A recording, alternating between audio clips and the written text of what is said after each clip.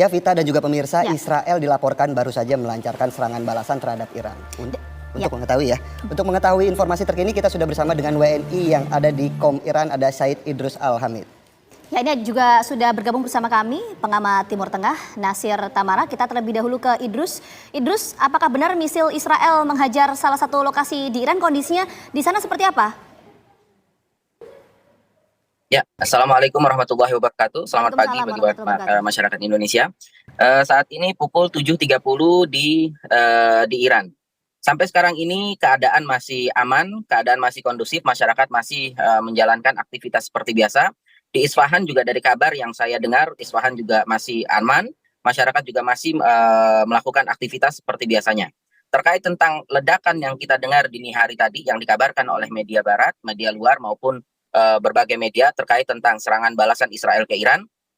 Baru setengah jam yang lalu media-media resmi Iran mengabarkan bahwa serangan tersebut atau ledakan tersebut bukanlah serangan dari negara luar. Akan tetapi memang ledakan yang terjadi di Isfahan dari sistem pertahanan udara Iran. Karena setelah Iran menyerang balas Israel, sekarang ini sistem pertahanan udara Iran sedang on dan aktif-aktifnya. Sehingga apapun yang melintas di atas udara itu pasti akan menjadi sasaran dari sistem pertahanan udara. Itulah yang barusan dikonfirmasi oleh media resmi pemerintah Iran. Bahwa ledakan yang terjadi di Isfahan adalah atas tembakan dari sistem pertahanan udara Iran terhadap hal yang mencurigakan yang melintas di atas. Sehingga itu bukanlah ledakan di pangkalan nuklir Iran atau ledakan di pangkalan militer Iran.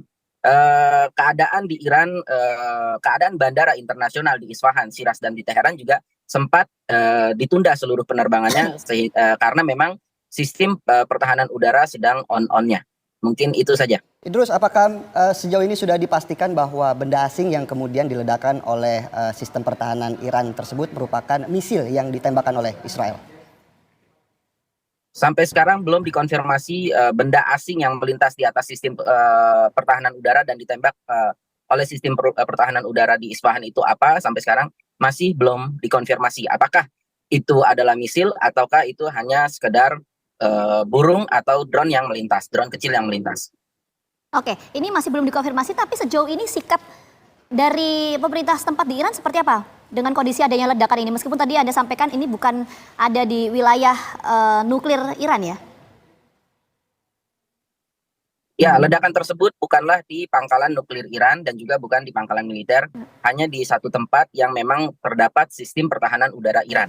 Pemerintah setempat juga belum memberikan imbauan apa-apa, belum juga menghimbau apa-apa kepada masyarakat Iran untuk berhati-hati dan untuk waspada. Hal ini belum diberikan oleh pemerintah Iran kepada masyarakat.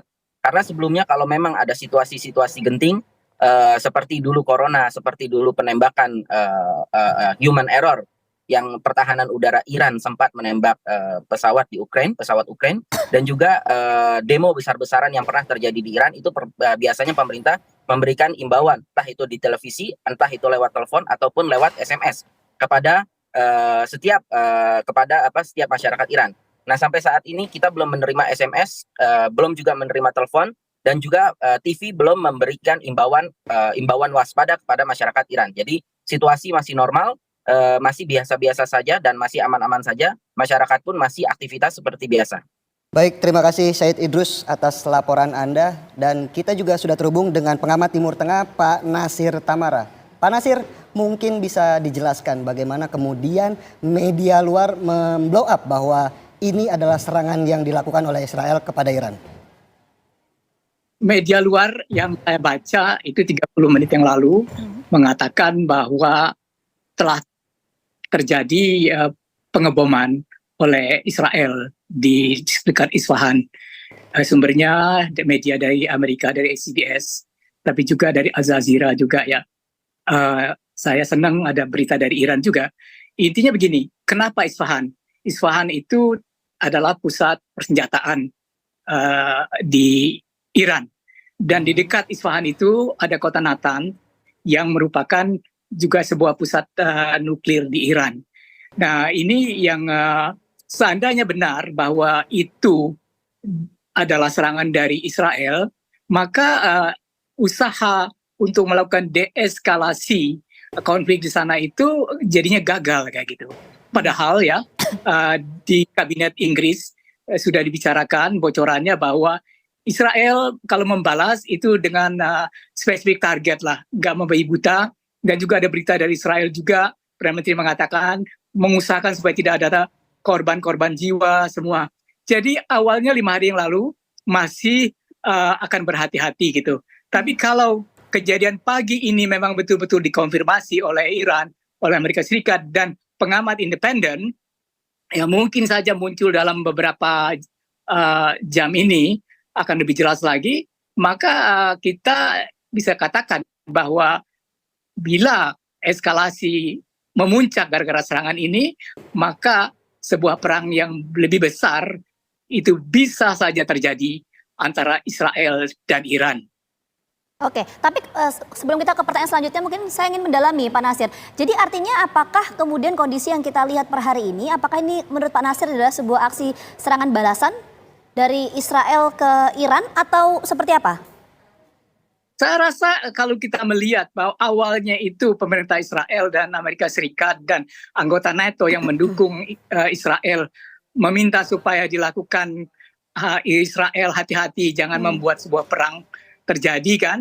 Kalau memang ternyata itu terjadi serangan karena Perdana Menteri Netanyahu yang memerintahkan kepada militer untuk melakukan serangan, maka ini akan mengubah peta sama sekali.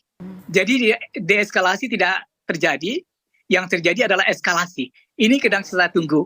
Dan ini kalau kita lihat serangan strategisnya itu dilakukan di kota Isfahan yang sangat strategis, itu kan bukan sebuah pesan bahwa yang diserang itu adalah pusat militer dan juga tidak jauh dari tempat nuklirnya Iran. Dan memang salah satu target dari yang saya dengar ya adalah menyerang pusat-pusat militer di Iran dan juga termasuk pusat nuklirnya. Itu yang direncanakan oleh para jenderal di Israel. Baik Pak Nasir, mungkin bisa sedikit diperjelas lagi bahwa sejauh ini memang pihak Amerika sendiri sudah melarang Israel untuk melakukan serangan balasan. Tetapi kalau Pak Nasir sendiri melihat seberapa besar kemudian nyali dari Israel untuk melakukan serangan dengan konsekuensi akan ditinggal oleh Amerika? Besar sekali karena begini, sering sekali juga Israel tidak mendengar Amerika kan, tidak mendengar juga Inggris. Kan Menteri Luar Negeri Inggris dan Jerman kemarin itu kan ada di Teheran kan meminta supaya Israel menahan diri. Tapi dua negara sekutunya Amerika, anggota OTAN itu ya, NATO, itu juga didengar gitu kalau memang terjadi serangan gitu ya. Jadi inilah, jadi Perdana Menteri Israel Netanyahu itu bisa bertindak atas pertimbangannya sendiri gitu, dan tidak mengikuti apa yang disampaikan oleh Amerika Serikat. Dan kalau itu terjadi, maka memang sepertinya bisa saja Amerika Serikat meninggalkan Israel. Dan sebuah informasi yang terbaru juga adalah bahwa Rusia sudah setuju untuk memberikan pesawat-pesawat terbarunya tempurnya kepada Iran dan juga memberikan bantuan berupa alat-alat senjata untuk melindungi angkasa Iran dari serangan-serangan drone dan misil dari Israel. Jadi suasana ini tampaknya makin memanas. Oke, tampaknya makin memanas. Iya, tadi ya resikonya adalah hubungan antara Israel yang menjadi sekutu dari Amerika Serikat ini akan terganggu. Tapi sebelum ke sana Pak Nasir, kita ingin mendalami dulu. Tadi kan sempat ada laporan disampaikan oleh rekan kami atau warga negara Indonesia di Iran bernama Idrus yang menyampaikan bahwa sikap dari pemerintah Iran sejauh ini tidak memberikan imbauan kepada warga untuk berhati-hati dan lain sebagainya. Apa yang bisa dibaca dari pernyataan sikap pemerintah Iran di tengah situasi saat ini? Pak, sekarang Pak ini yang komentar itu adalah semacam kepala dari otoritas bandara di Amerika, di Iran. Jadi belum ada seorang jenderal atau apalagi panglima perang atau juru bicara militer di sana yang mengkonfirmasi, yang mengatakan itu semua. Jadi kita harus melihat lebih jauh nih ya. Kita harus memantau lebih teliti lagi dan lebih dekat lagi. Karena ini kelihatannya perkembangannya bisa sangat cepat. Seharusnya dalam diplomasi gini itu perlu waktu 2 minggu lah kira-kira supaya ada tindakan balas atau tidak dari sebuah negara yang pernah diserang gitu. Tapi ini baru 5 hari, tanggal 14 dan sekarang 19, itu sudah terjadi sesuatu yang diperkirakan serangan dari Israel terhadap Iran. Dan ini kan menunjukkan bahwa suasana makin memanas di Timur Tengah. Oke. Ya, Vita, kita akan melihat bagaimana tanggapan dari hasil rapat DKPBB yang berlangsung beberapa saat yang lalu.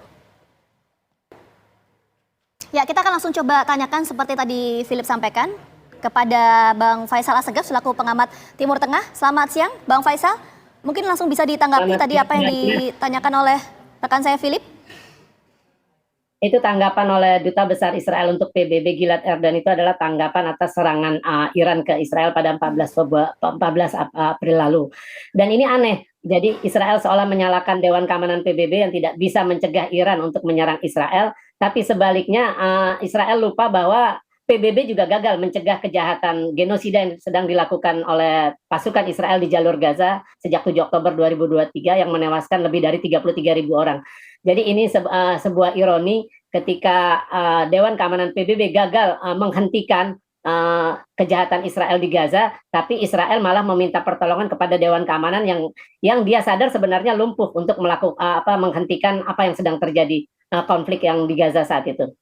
Saat ini. Ya, jadi pertanyaan kita juga Bang Faisal begini, kalau kita lihat ini kan sampai sejauh ini belum ada pernyataan atau statement resmi ya dari pemerintah Israel maupun Iran berkaitan dengan kejadian pada hari ini. Ini apakah bisa diartikan bahwa tindakan atau kejadian hari ini merupakan serangan balik yang dilakukan oleh Israel terhadap Iran? Mungkin itu dulu fokus kita.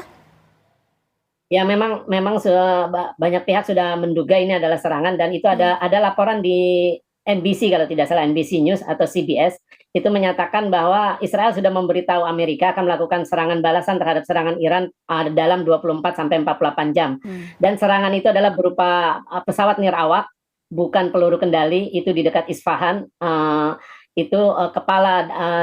Kepala Badan Antariksa Iran Hussein Dalirian sudah menyatakan bahwa sistem pertahanan udara Iran berhasil merontokkan beberapa pesawat nirawak yang menuju Isfahan, dekat Isfahan. Dan fasilitas nuklir di Isfahan juga dalam keadaan aman. Itu yang dia sampaikan. Fars, kantor berita Fars dari Iran juga melaporkan terdengar ledakan dekat pangkalan udara Shekari di Isfahan. Baik Mas Faisal, dari laporan rekan kami Said Idrus tadi juga sudah terhubung langsung bahwa sejauh ini tidak ada pernyataan resmi ataupun alarm dari pemerintah Iran terkait warganya yang tinggal di sekitar Isfahan. Bagaimana kemudian Mas Assegaf melihat fenomena tidak adanya alarm ataupun peringatan dari Iran terhadap warganya?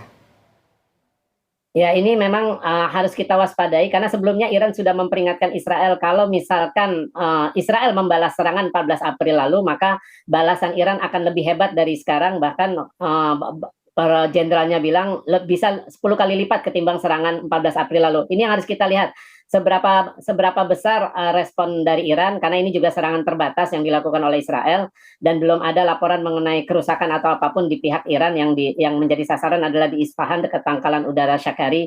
Nah ini harus kita lihat sejauh mana, karena kalau Iran membalas lebih hebat atas serangan balasan Israel ini, itu artinya ada peluang, ada potensi perang akan makin membesar. Dan itu bisa meluas kemana-mana karena kita tahu Iran memiliki sekutu seperti Suriah, terus juga Irak, Lebanon, dan Yaman. Oke, baik, kita menuju ke Bang Nasir. Bang Nasir, kalau tadi kan Bang Nasir menyampaikan ya bahwa konflik ini antara Iran dan juga Israel ini eskalasinya akan terus meningkat. Kalau kita bicara soal hubungan antara Israel dan juga Amerika Serikat, kita tahu Israel adalah sekutu dari Amerika Serikat. Apa dampak signifikan yang akan diterima oleh Israel maupun Amerika Serikat dengan kejadian hari ini? Kemungkinan lebih besar adalah Amerika Serikat akan turun lebih dalam lagi ke dalam konflik ini. Artinya mungkin ada pembicaraan tingkat tinggi dengan Rusia